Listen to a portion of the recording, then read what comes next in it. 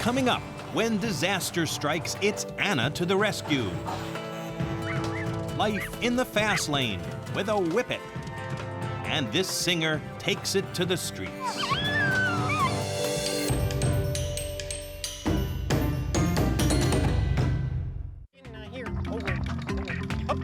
At the ripe old age of 8, Anna is one of the top search and rescue dogs in the U.S.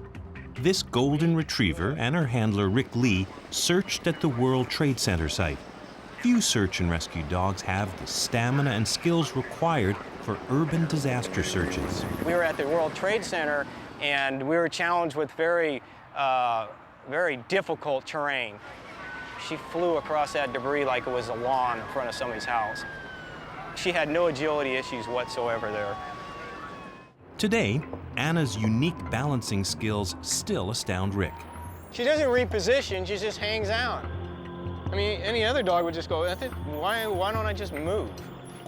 Anna, out. Urban disasters can happen at any time. So Rick hones Anna's skills by training with her regularly at the fire station where he's captain. Easy. To stay ready for anything, Rick uses any spare time at work for training with Anna. We try to do a little bit of search work and we do some ladder operations. And that way we can keep her tuned and their skill levels up really high on a constant basis. Coming down is very hard for a dog. We don't want them to be stressed or shut down at the end because you need to perform once you get to the end of the ladder. Good job, Anna. With that bonding and that trust I have with her, she just does about anything I ask her to do. Easy. Anna is a very social dog and loves the attention she gets at the station. First thing she does is beeline out of the car and run to the inside or any of the guys outside and wants attention. And she's looking for a toy or that attention. Anna's play drive is what makes her a top search and rescue dog. Her reward is play, and she'll do anything for it. So I don't mind her playing ball, messing around with the guys, you know, laying about, getting away with things. Because when the bell hits or when we're ready to train, she's right there on the tee, ready to go, and does a great job. This weekend, Anna and Rick will take part in an intensive training workshop for urban disaster dogs and their handlers. It's called the Iron Dog. Rick will compare Anna to the younger up-and-comers to see if her skills are still sharp enough to continue working. I know that the green waste, we didn't get to the backboard. No, we did not. 40 urban disaster dogs and their handlers have come from all over for an intensive weekend of specialized training. Anna was the first dog ever trained for this elite force. Klaus Davern was her trainer. She was a wild child. She came with boundless energy, boundless enthusiasm, and a never-ending desire to learn and absorb the material that she had to, with it, the downside being that she would never stop. It was never enough. When her training was finished, Anna was paired with Rick. She is exceptional. She has what we call spatial awareness. For instance, the wobbly monster, which, you know, is a very difficult piece of equipment. She is the only dog ever that I've trained who got on that and said, oh, yes, I can do this.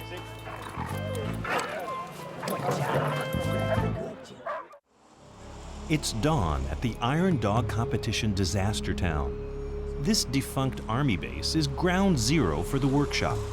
The site offers a variety of disaster simulation possibilities. The dogs will experience all kinds of terrain and rubble while honing their most important skill, finding a missing person. A volunteer is hiding in the rubble. Anna and the other dogs must find her. The handlers head in with their dogs, followed closely by the trainers. But before going into the rubble, Anna needs some protective gear. The booties shield her paws, but they make walking more challenging. So basically, I put a human shoe on her. Now she only has one pad that she has to manipulate her feet on as she moves about the rubble. The site is chaotic, dark, and dusty. 8-year-old Anna appears confident. The young recruits are monitored closely. Anna picks up live human scent, which comes from the skin cells people constantly shed. I can move some of this stuff and just have her check it. Check, go through, you know. She can go in it, and I can watch her. She's down. Okay, good. Shifting rubble makes Anna's job dangerous. Good girl. You have to be really careful on when you send them down a hole like that. You don't know where it goes. It could drop again. Oh, is there anybody in there? Anna's closing in. She looks like she has scent.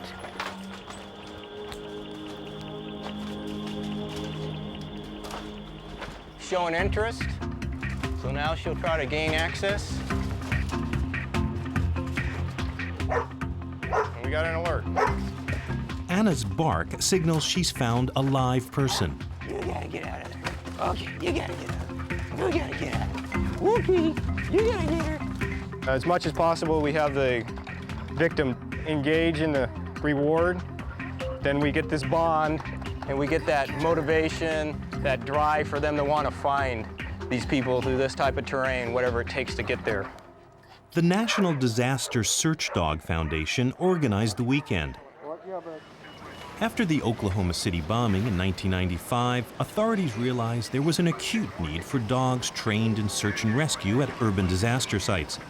Wilma Melville created the foundation.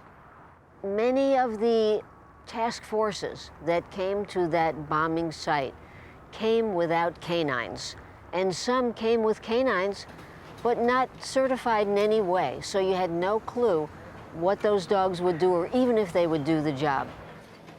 I think that's an interesting thing.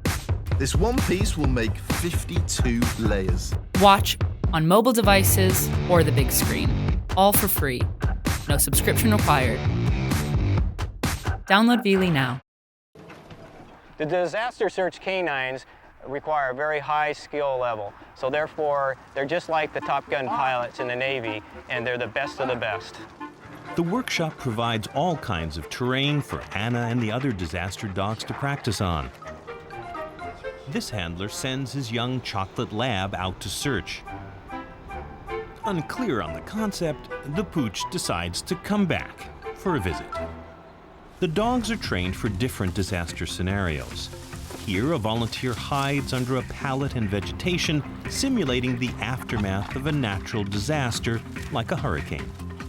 This little guy seems to be following in Anna's footsteps. There's somebody in there, you think so? Well, I'm convinced. Good boy, Ryan. Good dog. Good boy. After several days of searching through rubble, these novice iron dogs can't wait to get out of their work boots.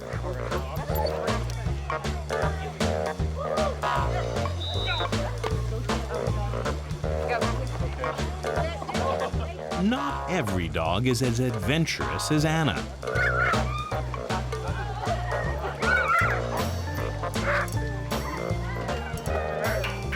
Or as graceful as she is. These rookies could use a lesson from Anna on how it's done. This weekend, she's proven she's as sharp as ever. She can really show a lot of people what dogs are capable of doing. It'd be very hard for me to find another dog like Anna. She's just one of a kind. Good job. On a frosty October morning, John Bishop is up early to take his 19-month-old whippet, Bill, on one of his 2 daily walks. Bill is a racing whippet and needs constant exercise to keep him in top shape. Twice a day from March to October, John trains Bill. He brings him to a favorite quiet place where there are no other dogs to distract him. John thinks Bill was born to run. Bill loves it. He loves running. It's bred into him. Makes him sleep as well at night when they had a good day's running. They contented as well. John's wife Monica helps with the training. Go, Billy. She holds Bill while John shakes a soft, furry cloth similar to the lure Bill chases when he's racing. Good boy. The whippets think they're chasing a rabbit, so the cloth is called a bunny. Come on, get a bunny. Good boy. He's not a playful dog. They'd rather chase a cat or anything that moves in the garden. But he's not one of these whippets that like playing with the ball. Race training can only begin once whippet pups are a year old. Bill's been training for 6 months or so. As he runs faster, John increases the distance, building up Bill's endurance. Good boy, go on. John hopes training will turn Bill into a national champion like his father Wilf, another one of John's whippets. After training, Bill heads home. John always keeps him on a leash. Whippets have got no road sense, no discipline at all. You couldn't walk them on a road or on a street without a lead. Anytime you'd see a cat or a small dog, they'd be chasing it. Racing and a love of cat chasing runs in the family. Bill gets it from his dad, Wilf. Unfortunately, brown-spotted Wilf's been sidelined. He injured his leg early in the season. John's keeping Wilf from racing so his injury can heal properly. When he was injured, yes, we were very upset, but I think sometimes fate has a way of coming round, and it gave us more time to spend with Bill and train him up to hopefully one day achieve what his father's achieved. John and Monica are devoted to their whippets, all 5 of them. Whippets are so bony, they'll take over any soft surface. They make excellent pets. They're calm, affectionate, and quiet. They're wicked creatures, really, because you daren't leave a cake or anything on the table. Or my wife left my dinner on the side the other day, went outside to put the washing on the line and come back and my dinner had gone.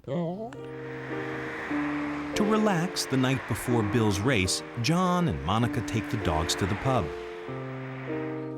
John Wood, who runs the Buckingham pub, gets a real kick out of it. When John and Monica come in, they bring their whippets in. My wife brings her whippets in. They all get together in the lounge here. They have a bit of a scallywags around together. There's an elderly gentleman that comes in the evening, especially to see the whippets, and bless his heart, they know he has got food for them.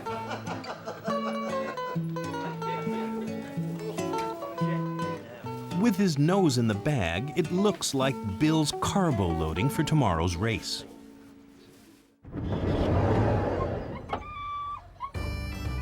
It's race day in Worcester. Come on. Bill and John join about 90 racing whippets from all over England. It's a festival of whippets. Whippet racing is an amateur event organized by pet owners. Unlike greyhounds, the dogs aren't sent to kennels and prepared for racing by trainers. There's no money in racing, no organized betting. The whole point is to have fun.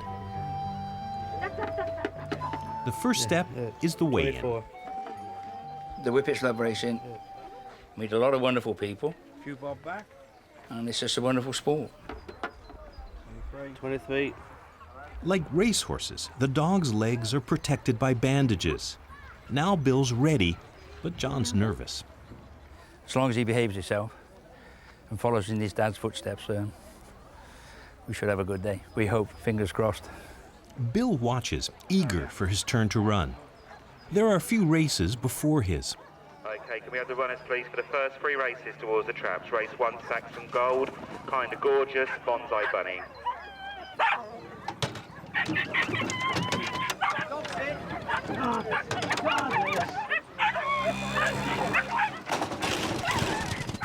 The course is 150 yards long, from the starting traps to the electronically timed finish. The dogs chase a lure which they think is prey. They wear muzzles so they can't bite each other because they think they're competing for food. The fastest dogs can cover the course in 9.5 seconds. Some of the top dogs in England are here today, so Bill faces some tough competition. Bill has been disqualified in the past for crossing the track and bumping into other dogs, like this black whippet with the red dicky. Will Bill be disqualified today too?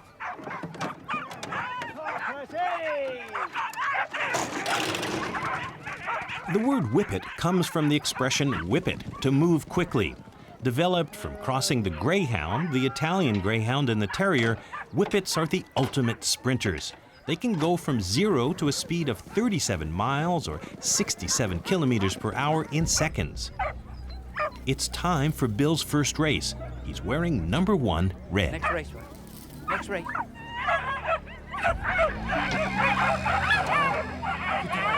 Bill has got to learn to follow the lure. He's got to get his mind fixing of getting through the open gaps. But he's just got to learn to use his brain to get through the other dogs to get in front. This is it, Bill. Look at it here, Dad. Bill seems calm and focused. Good boy. Good boy. Go on then. Good dog. Go on, Billy. And he's off. Red? Yes, he's this one. Oh. Round 1 is over in mere seconds. Bill's win means he gets to race again. So I don't know who he's drawn against yet, but there's some class dogs in it. And if you get second, I love it. I love him really to win it, but all depends on the draw. I don't know who I've got yet. Bill's raring to go for his second race. This time he's number 3, white. And they're off like the wind.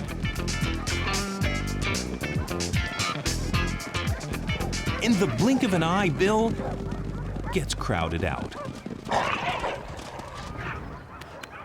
Come on, good lad. There's a good lad. There's a good lad. I think you got knocked out then, boy. Monica consoles Bill after a tough race. Third. That's it.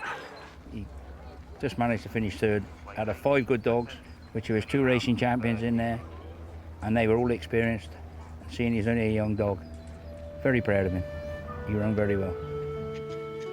Bill did well at the race. John thinks that with more practice at their quiet spot by the river, he'll be a champ someday.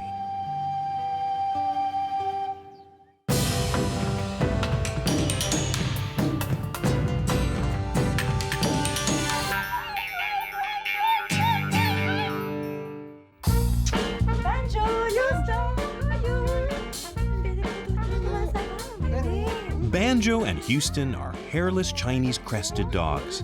The Aztecs use these dogs as bed warmers. So do Michel and Véronique Rioux. Les chiens en premier, les humains après. But Banjo is much more than a bed warmer. As the lead singer in Les Réutis, the family's busking act, he's the main breadwinner. Je voulais avoir un chien qui chante. I wanted a singing dog because I do a show, and it was for the highlight of the show. So I thought a singing dog would definitely make a huge impact. And it sure does. Mangez, mangez! Allez! Un paquet, allez! Mangez, mangez! Chinese-Cresteds are friendly family dogs, but they're fragile. Banjo is very delicate because, as you can see, he's very pale. So his skin is very sensitive to the sun. We have to keep him covered, and he needs sunscreen. Winter is coming. It's a tough season for a fragile, cold-fearing, hairless dog.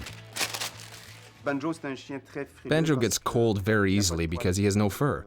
That's why we're planning on going to Florida for the winter. We'd like to sing in Florida. It'll be better down there because up here it'll be 30 below. Today, Banjo, we have to make a lot of money. It's time for a quick rehearsal. Going to Florida requires cash, so the whole family relies on Banjo's talent and success to get them away from winter. And maybe one day we'll see his name in lights, Banjo the King of Rock and Dog. 1, 2, 3.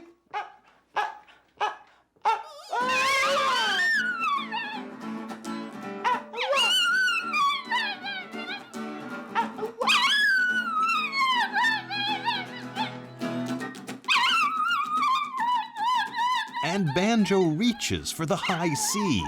He throws himself into his singing body and soul. The technique I developed to get Banjo to sing is my secret. Unless Banjo wants to reveal his technique. But I doubt it, because Banjo and I are sworn to secrecy. Banjo? Oui. 1, 2, 3. You're the king of rock and roll. Houston is supposed to be Banjo's backup singer, but so far he isn't showing the same flair for performance. Houston, guitar. Yeah, I'm gonna give you a cookie. Banjo dresses up for what they hope will be one of his last performances in Montreal this season. His wardrobe is quite extensive. The clothes are for the show and also to keep them warm, because the dogs really feel the cold. They have fall clothes, they have summer clothes, they have bathing suits, even a cowboy hat. They have everything. The more money this tiny fur-free busker raises today, the sooner the Riuti will be in Florida.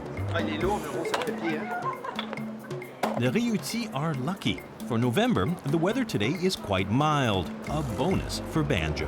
Spectacle!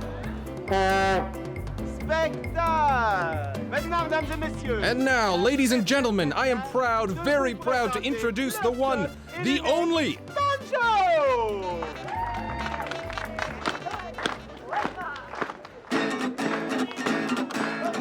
Peut-être qu'un jour on verra inscrit dans le ciel Banjo, le roi du rock and roll. A 1, a 2, a 1, 2, 3, 4.